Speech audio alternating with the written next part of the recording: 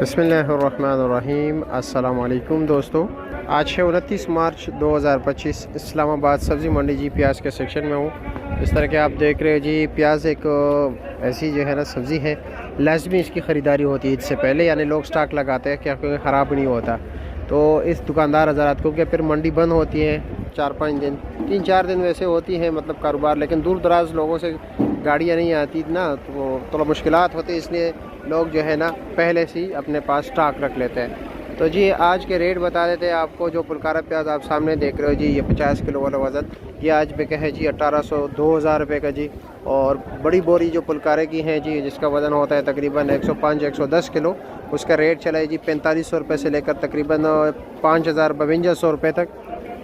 और इसी तरह अगर हम पंजाब के कच्चा प्याज की बात करें तो जी उसका रेट ज़रा वो सामने आप जालियाँ देख रहे हो जी, वो तकरीबन बिका है, जिसका वज़न है तकरीबन 42-40 किलो, और ये आज 1600 रुपये का बिका है, जो परसों तकरीबन 1200-1100 रुपये का बिक रहा था। और ये जो सामने आप देख रहे हो 1400-1500 वाली, ये जी 1800-2000 तक पहुँच गई।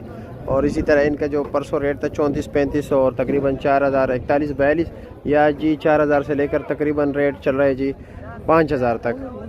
यानी थोड़ी बहुत तेज़ी आ गई है जी प्याज के मार्केट में, लेकिन सुबह पता चलेगा कि दड़ी का रेट बढ़ता है या नहीं, और इंशाअल्लाह ताला मैं आपको सुबह बताऊंगा।